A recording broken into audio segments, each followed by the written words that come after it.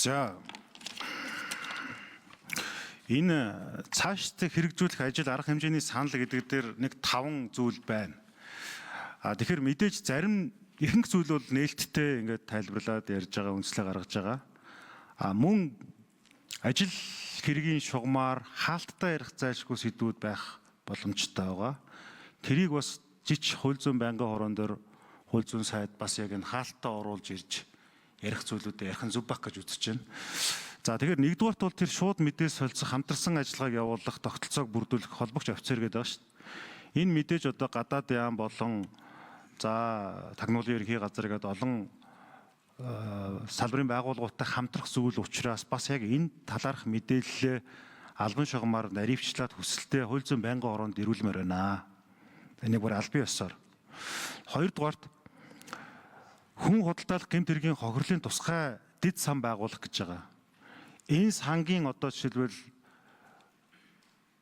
юу н одоо орлого буюу одоо бүрдүүлэлт нь хаанаас яаж бүрдэх юм, ямар шалгуураар зарцуулалт нь явахын гэсэн энэ төсөөлөл олон улсын судалгаа саналаа ирүүлээч хууль зүйн байнгын хорон дээр. Мөн гэмт этгээдийн ашиг орлогыг хурааж хохирогчдод нөхөн төлбөр олох механизм гэж байгаа. Энэ жишээлбэл одоо ямар хэмжээний төлбөрийн тухай, ямар хэмжээний төсөөллийн тухай ярьж байгаа юм бэ? Энэ талаарх бас нэгдсэн мэдээллийг өгөөч.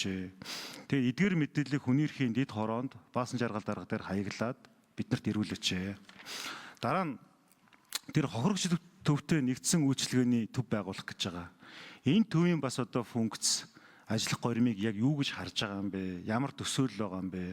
Ерөнхий ингээд одоо ингмээр гэхээс илүүтэйгээр маш тодорхой алхам нь имплементашн буюу хэрэгжүүлэлт болох хэмжээнд бид нар санал ирүүлээч.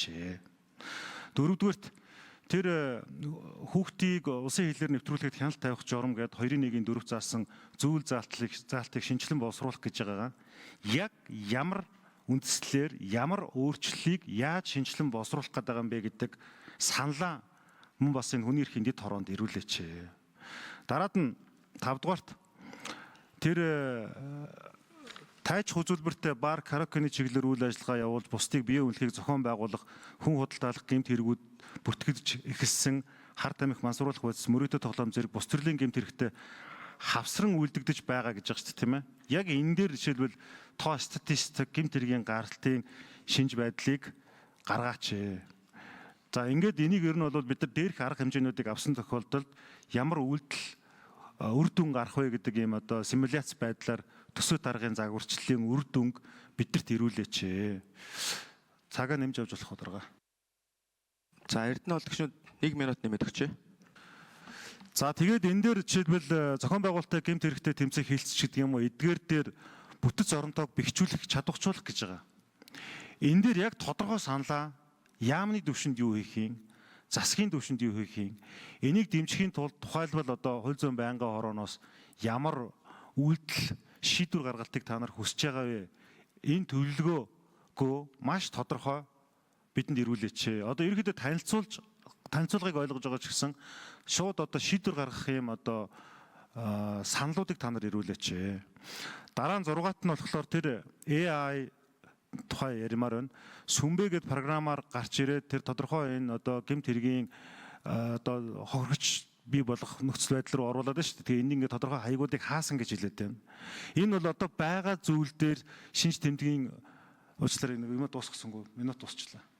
Нэг яччихдаг. За 1 минут сонгоод өгчээ. Тэгэхээр одоо нөгөө байгаа зүйл дээр дүн шинжилгээ хийгээд хаахаас гадна энэ хүн худалдаалах гэмт хэргийн хохирогч болж болзошгүй тэр зан төлөвтэй байгаа энэ сурчлагаа хийж байх магадaltaй энэ зүйлийг химэл оюун буюу бүтээмэл оюунаар AI-гаар ингээд тандан судлах талаар та нар энэ дотор төлөвлөгөөнд оруулаач. Өөрөөр хэлбэл гарсан хэргийг яаж одоо хаах үг гэхээс илүүтэйгээр гарах болзошгүй нөхцөл байдал бид нар яаж өрчсөн сэргийлэх вэ гэдэг дээр химэл оюун ашиглаж яваач. Энэ бол одоо маш олон улсад ашиглаад байгаа юм байна лээ. За тэгээд сая тэр нэг Эпштейн энтертэй холбоотой зүйл дээр бас зүйл гараад байна. Энийг яг энэ хууль зүйн сайд бас яг энэ ажлын хэсгээ маш ойрын хугацаанд зарлаад явахгүй бол одоо үнэн чимшиг, худлаа чимшиг энэ байдал нь өөрөө улс төрчлөлтийн шалтгаан болоод нэг намын ч тийм үү лидерүүд рүү зохион байгуулалтад дайрах хэрэгсэл маягаар харагдах гээд байгаа учраас үнэн худлын завсар, дөрвөн хуруу зай гэдэг шиг яг энийг тодорхой нотлох баримтад суурилсан байдлаар бас Тэ энэ асуудлаар ер нь сая ярьснаар нэг юм эргэлзээ ардлага байгаа бол тэрийг тайлах.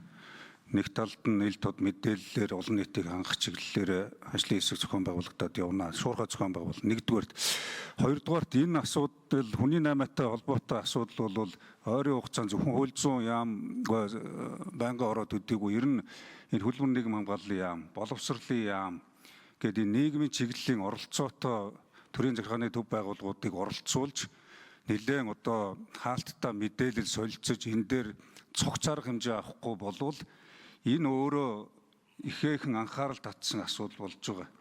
Сая хэлсэн орчин үеийн боолчлын хэлбэргээд одоо төрөл бүрээр ажил зуучилж байна. Цахим энэ одоо алдлага хүний наймаа энэ чиглэлийн гэмт хэрэгүүд улам нэмэгдэж байна.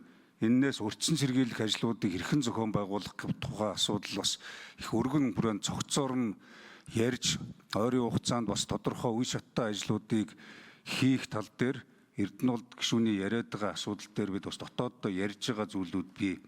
Энэ чиглэлээр мэргэжлийн албад холбогдох байгууллагууд төлөвлөгөөгөө ойрын хугацаанд тодтогоод тэгээ байнгын ороо болон бусад хамтарсан уулзалтууд дээр танилцуулъя гэж байгаа. Энийг бид дараагийн удаа бол хаалттай хийх ёстой гэж үзэж байна.